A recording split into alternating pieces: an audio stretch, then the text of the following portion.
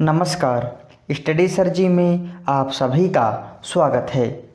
आज हम इस वीडियो में एनसीईआरटी की कक्षा छठी की हिंदी पाठ्य पुस्तक वसंत भाग 1 के 11वें पाठ जो देखकर भी नहीं देखते, इस पाठ के प्रश्न उत्तरों को पढ़ेंगे।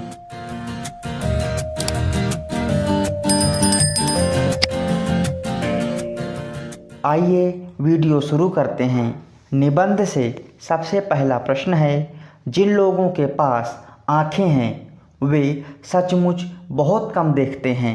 हेलेन केलर को ऐसा क्यों लगता था? इस प्रश्न के उत्तर में हम लिख सकते हैं, एक बार हेलेन केलर की प्रिय मित्र जंगल में घूमने गई थी। वापस लौटने पर हेलेन केलर ने उससे जंगल के बारे में जानना चाहा, तो उसने जवाब दिया कि कुछ खास नहीं था। तब उस समय हेलेन केलर को लगा कि लोगों की संवेदना धीरे धीरे खत्म होती जा रही है। हमारे पास जो है हम उसकी कद्र नहीं करते हैं और जो नहीं है उसे पाने की इच्छा रखते हैं। आइए निबंध से दूसरे प्रश्न को करते हैं। दूसरे प्रश्न में कहा गया है, प्रकृति का जादू किसे कहा गया है? इस प्रश्न के उत्तर में हम लिख सकते हैं, प्रकृति का जादू प्रकृति के सौंदर्य तथा उसमें हो रहे निरंतर बदलाव को कहा गया है, जो हमें दिन प्रतिदिन अपनी ओर आकर्षित करती है। आइए अब प्रश्न संख्या 3 को करते हैं। तीसरे प्रश्न में कहा गया है, कुछ खास तो नहीं। हेलेन केलर के मित्र ने यह जवाब किस मौके पर दिया और यह सुनकर हेलेन को आश्चर्य क्यों हुआ? इस प्रश्न के उत्तर में हम लिख सकते हैं, जंगल से सैर करके लौटी हुई अपनी एक प्रिय मित्र से जब हेलेन ने पूछा, आपने क्या क्या देखा? तब उसके मित्र ने यह जवाब दिया, कुछ खास नहीं। यह सुनकर हेलेन को आश्चर्य हुआ। आइए अब पाठ के अगले प्रश्न को करते हैं। अगले प्रश्न में कहा गया है, हेलेन केलर प्रकृति की किन चीज़ों को छूकर और सुनकर पहचान लेती थी? पाठ पढ़कर इसका उत्तर दो। इस उत्तर में हम लिखेंगे, हेलेन केलर भोजपत्र के पेड़ की चिकनी छाल और चीड़ की खुरदरी छाल को स्पर्श से पहचान लेती थी। वसंत के दौरान नई कलियां, फूलों की पंखुड़ियों की मखमली सतह को भी वे छूकर पहचान लेती थीं। चिड़िया के मधुर स्वर को सुनकर जान लेती थी। अपनी अंगुलियों के बीच झरने के पानी को बहते हुए महसूस कर आनंदित हो उठती हैं, क्योंकि लेखिका हेलेन केलर नेत्रहीन थी।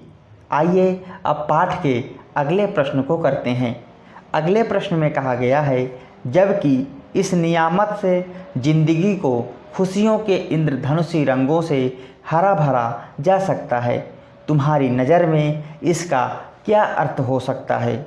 इस प्रश्न के उत्तर में हम लिख सकते हैं, दृष्टि हमारे लिए ईश्वर का आशीर्वाद है। हमें ईश्वर के इस वरदान की कद्र करनी चाहिए और इस वरदान के माध्यम से हम अपनी ज़िंदगी में खुशियों के रंग भर सकते हैं। अतः हमें ईश्वर का शुक्रगुजार होते हुए इसकी कद्र भी करनी चाहिए। तो आइए अब हम निबंध से आगे के कुछ प्रश्नों को करेंगे, जिसमें पहला प्रश्न है, तुम्हें किसी ऐसे व्यक्ति से मिलने का मौका मिले जिसे दिखाई ना देता हो, तो तुम उससे प्रकृति के उसके अनुभवों के बारे में क्या क्या पूछना चाहोगे और क्यों?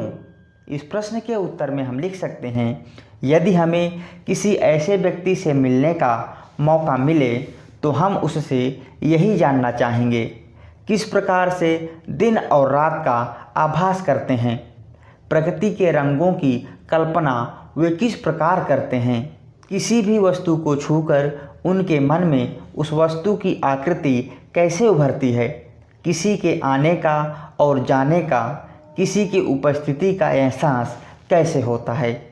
आइए अब निबंध से आगे के कुछ और प्रश्नों को करते हैं। दूसरे प्रश्न में कहा गया है, हम अपनी पांचों इंद्रियों में से आँखों का इस्तेमाल सबसे ज़्यादा करते हैं। ऐसी चीज़ों के एहसासों की तालिका बनाओ जो तुम बाकी चार इंद्रियों से महसूस करते हो। तो आइए इस प्रश्न के उत्तर को हम लिखेंगे। एहसास हैं सुनना, चखना, सूंघना और छूना।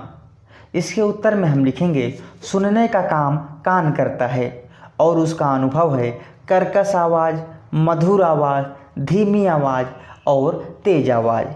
इसी प्रकार चखने का काम जीभ के माध्यम से होता है और उसे हम अनुभव करते हैं मीठा, तीखा, कड़वा, नमकीन और खट्टे स्वाद से। आगे सूंघने का काम नाक से होता है और यह सामान्यतः खुशबू और बदबूदार गंध सूंघ करके हम इसका अनुभव करते हैं। और आखिरी है छूना, जिसका अनुभव हम त्वचा से करते हैं और इसका अनुभव हम चिकना, खुरदरा, गोल, चौकोर, ठोस, मुलायम, गीला अथवा सूखा आदि वस्तुओं को छू करके पता लगाते हैं। आइए अब हम भाषा की बात के कुछ प्रश्नों को करते हैं, जिसमें पहला प्रश्न है, पाठ में स्पर्श से संबंधित कई शब्द आए हैं। नीचे ऐसे कुछ शब्द दिए गए हैं, बताओ कि किन चीज़ों का स्पर्श ऐसे होता है। चिकना, मुलायम, लिचलिचा, सख्त, चिपचिपा, खुरदरा, ऊबड़ खाबड़, भुरभुरा। आइए इस प्रश्न के उत्तर को देखते हैं। चिकना का अनुभव हम भोजपत्र में अनुभव कर सकते हैं। इसी प्रकार मुलायम को फूलों की पंखुड़ियाँ और रेशमी कपड़ा में अनुभव कर सकते हैं। लिचलिचा को शहद में, सख्त को पत्थर में, चिपचिपा को गोंद में, खुरदरा को दीवार अथवा कपड़ा में, ऊबड़ खाबड़ को रास्ते में और भुरभुरा को रेत अथवा आटा में अनुभव कर सकते हैं। आइए अब भाषा की बात के अगले प्रश्न को देखते हैं।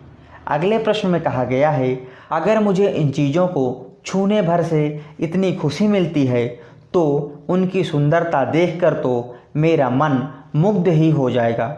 ऊपर रेखांकित संज्ञाएं क्रमशः किसी भाव और किसी की विशेषता के बारे में बता रही हैं। ऐसी संज्ञाएं भाववाचक संज्ञाएं कहलाती हैं। गुण और भाव के अलावा भाववाचक संज्ञाओं का संबंध किसी की दशा और किसी कार्य से भी होता है। भाववाचक संज्ञा की पहचान यह है कि इससे जुड़े शब्दों को हम सिर्फ महसूस कर सकते हैं, देख अथवा छू नहीं सकते। नीचे लिखी भाववाचक संज्ञाओं को पढ़ो और समझो। इनमें से कुछ शब्द संज्ञा और कुछ क्रिया से बने हैं, उन्हें भी पहचान कर लिखो। भाववाचक संज्ञा हैं मिठास, बुढ़ापा, ताजगी, भूख, घबराहट, क्रोध, शांति, बहाव, मजदूरी, भोलापन, फुर्ती और एहसास। आइए अब इन संज्ञाओं को पहचान करके उनके मूल शब्द और उनसे बनने वाले संज्ञा अथवा विशेषण को समझते हैं। मिठास भाववाचक संज्ञा मीठा शब्द से बना है, जो कि एक विशेषण है। भूख भूखा शब्द से बना है, यह भी विशेषण है। शांति शांत शब्द से बना है और यह भी विशेषण है। भोलापन भोला शब्द से बना है, जो कि एक विशेषण है। बुढ़ापा बूढ़ा शब्द से बना है और यह भी विशेषण है। घबराहट घबराना शब्द से बना है और यह क्रिया है। बहाव बहना शब्द से बना है, जो कि क्रिया है। फुर्ती फुर्तीला शब्द से बना है, जो कि एक विशेषण है। ताजगी ताज़ा शब्द से बना है, जो कि विशेषण है। इसी प्रकार क्रोध क्रोधी शब्द से मिलकर बना है, जो कि विशेषण है। और मजदूरी मजदूर शब्द से बना है, जो कि संज्ञा है। एहसास जो कि एहसास शब्द से ही बना है, जो कि एक विशेषण है। इस प्रकार हमने प्रश्न संख्या 2 कर लिया। आइए अब भाषा की बात के प्रश्न संख्या 3 को करते हैं। प्रश्न संख्या 3 में कहा गया है, मैं अब इस तरह के उत्तरों की आदी हो चुकी हूँ। उस बगीचे में अमलतास, सेमल, कजरी आदि तरह तरह के पेड़ थे। ऊपर लिखे वाक्यों में रेखांकित शब्द देखने में मिलते जुलते हैं, पर उनके अर्थ भिन्न हैं। नीचे ऐसे कुछ और समरूपी शब्द दिए गए हैं, वाक्य बना करके उनका अर्थ स्पष्ट करो। शब्द हैं अवधि, अवधि, और, में, मैं, दिन, दीन, मेल, मैल, सिल, सील। तो आइए इन शब्दों के अर्थ को जानते हैं और उनसे संबंधित वाक्य बनाते हैं। अवधि का अर्थ होता है समय। इस कार्य को करने की अवधि समाप्त हो चुकी है। और अवधि का अर्थ होता है एक प्रकार की भाषा। कवि तुलसीदास की काव्य भाषा अवधि है। आगे जो शब्द हैं में और में का जो अर्थ है अंदर। अलमारी में नए कपड़े रखे गए हैं। और मैं का अर्थ है स्वयं। मैं यह कार्य नहीं कर सकता। आगे शब्द हैं मेल और मैल। मेल का अर्थ है मिलना। आपसी मेल जोल से प्यार बढ़ता है। और मैल का अर्थ है गंदगी। कमरे के खिड़की और दरवाज़ों पर कितनी मैल जमी हुई है। आगे के शब्द हैं और का अर्थ है किसी तरफ। और का अर्थ है तथा अथवा एव। सूरज पूरब दिशा की ओर उगता है। राम और श्याम दोनों भाई हैं। अगले शब्द हैं दिन और दीन। दिन का अर्थ है दिवस। दिन और रात प्रकृति के नियम हैं। और दीन का जो वाक्य बनेगा, दीन दुखियों की सहायता करनी चाहिए। तो इस प्रकार जो देखकर भी नहीं देखते, इस पाठ के महत्वपूर्ण सभी प्रश्नोत्तरों को हमने कर लिया है। आशा करता हूँ यह वीडियो आप सबके लिए मददगार साबित होगी। यदि अभी तक आपने हमारे चैनल को सब्सक्राइब नहीं किया है तो कृपया हमारे चैनल को सब्सक्राइब करें और हमारे चैनल के साथ बने रहें। वीडियो देखने के लिए बहुत बहुत धन्यवाद।